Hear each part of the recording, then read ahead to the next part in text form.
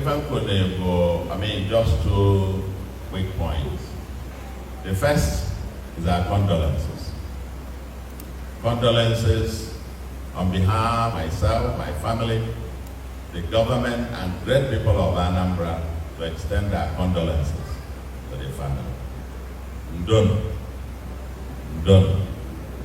And by extension, to extend the same condolences to Nde Ujali Niile, to Nde OAU, Old Agwata Union Niile Neba, to Nde Anambra Niile Neba, Analofu Onyoru Azu, Oru Niile Kana Azu.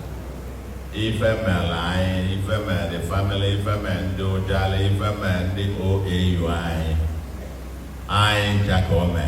So isi onye ọbụla ndonu.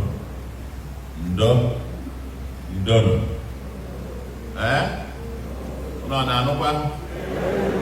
I come ndonu. But very importantly,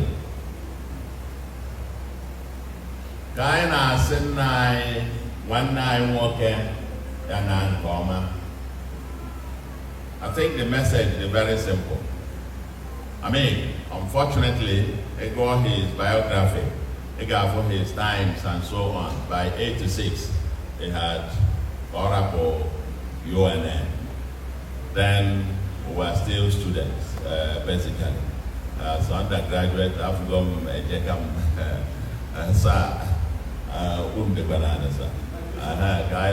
UNN, graduated 84, I think 86, were completing our master's degree when he left.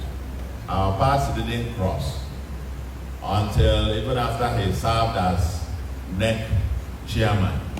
And when I moved into Enugu, my house, my street, after my street, behind it or in front or whatever, for his.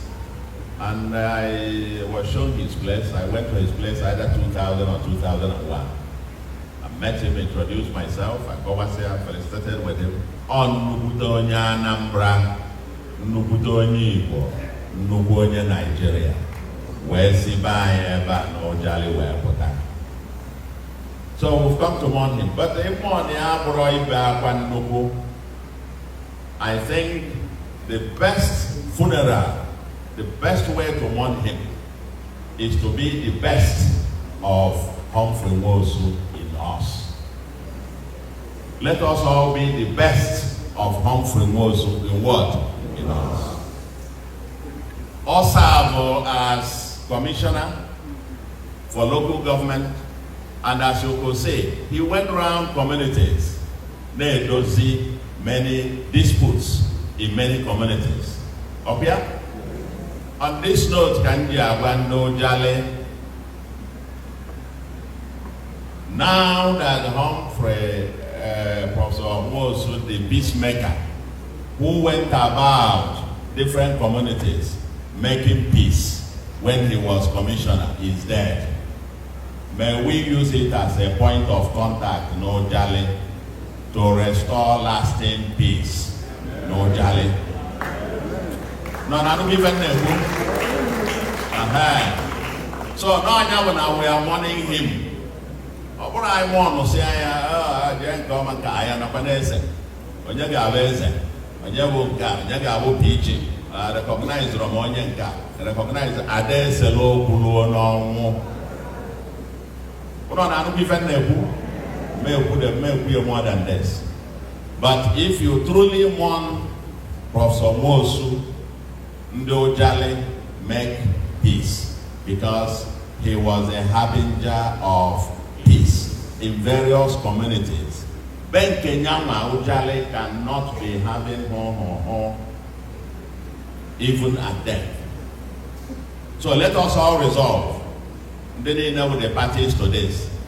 May we, after this funeral today, resolve to bring lasting peace to Ujale. I think that's the way to want it.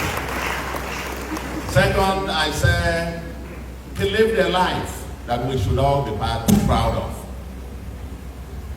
All the Honorable Commissioner for even agriculture, where they supposed to raise palms to promote palm. And here we are.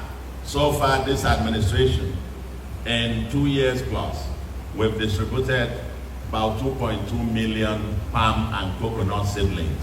Maybe following the footsteps of our brother, Professor Humphrey Nwosu and M.I. Opara, trying to reinvent that revolution. He saw it. So the best, if I get to continue in his footsteps. Yes, our government here, a major thing our brother left for Nigeria, option A4.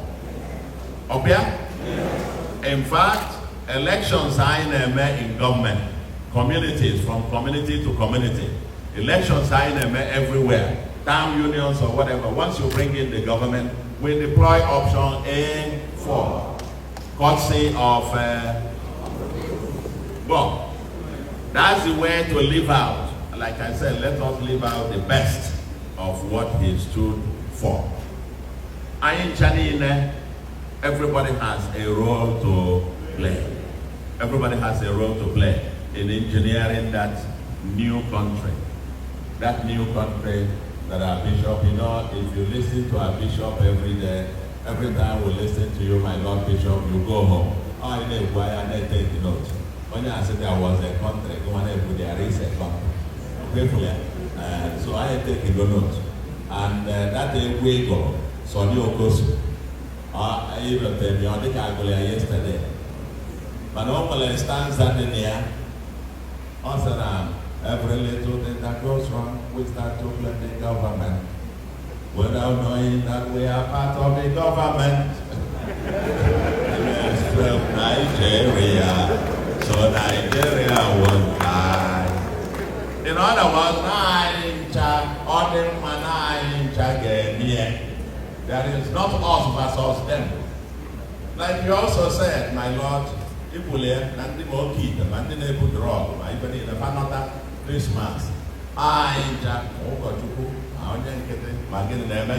Let's celebrate.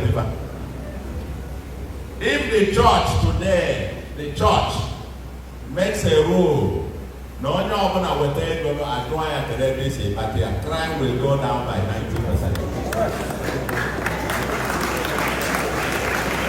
Yes. But I just remake kidnapping. My friend in I say God bless you. Nigeria, I'm so now we must all realize that when we point one finger, the other fingers are pointing at us.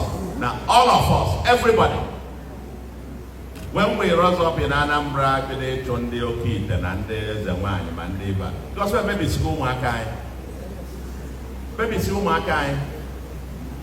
we must all cleanse this process everywhere.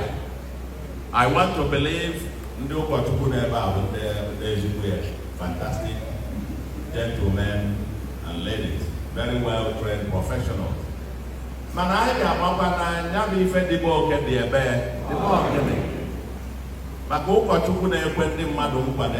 Crown without a cross. That you can get wealth without work. Now all you need to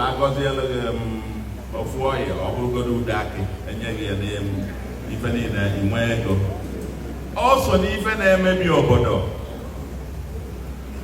So we must turn this, all of us must have responsibility. Be the best of Humphrey Nwosu in you. Bring it out. That's the only way we can want this man in a fundamental way. So I'm send the by on one now one name working, Monday family. I'm from Mozo now, and they are now for about 75%. I'll get 100. Young man get here to support we do. But ultimately, yes, his breed with limited edition. But even amongst us, I can wear many hundreds of potential Humphrey Nwosus. Let us manifest, bring them out. Don't say because the world is gone upside down. Be the shining light. Be the Humphrey Nwosu that you can. Beginning from your family, beginning from Ujali here. As for national recognitions and so on and so forth, let me say, the first instance, our brother also has already written his name in gold. Has already written his name in gold. History book will be very kind to him. IMSA national honor, not national honor, that's icing on the cake. And when many people who national honors are barely, that nobody not remembered for anything, and nobody cares. But it will be important. And why this was going on, I was just reflected and remembered. Now actually, maybe that posthumous recognition should actually start from home here.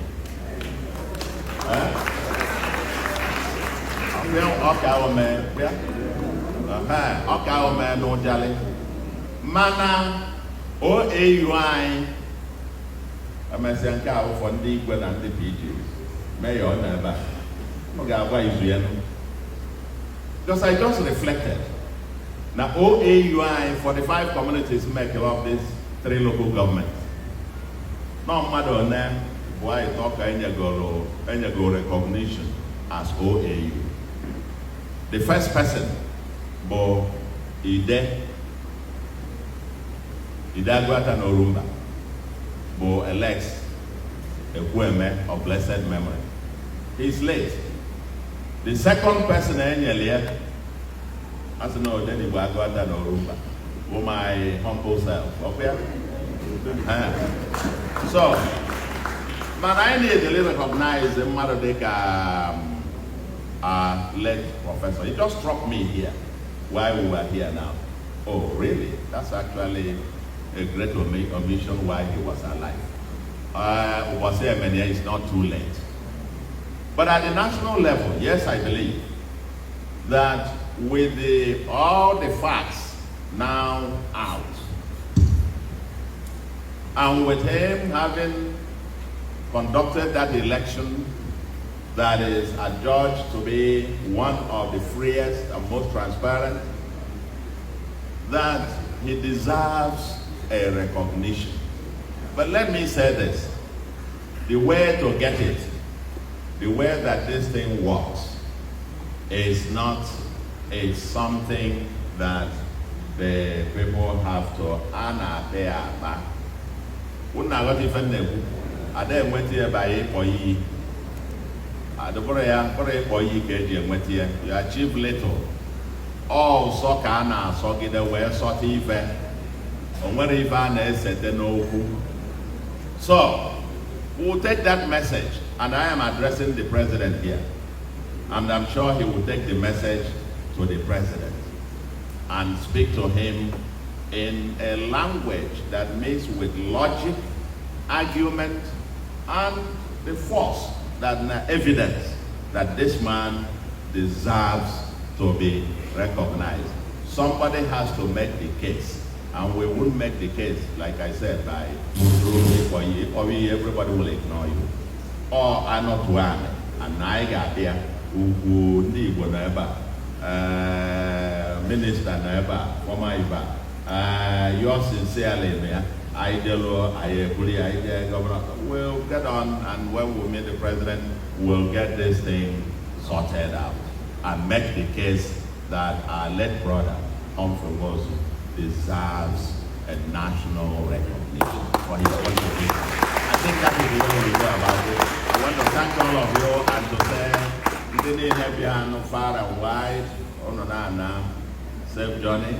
And thanks everybody who has made contributions to the success of this event. May God bless you all.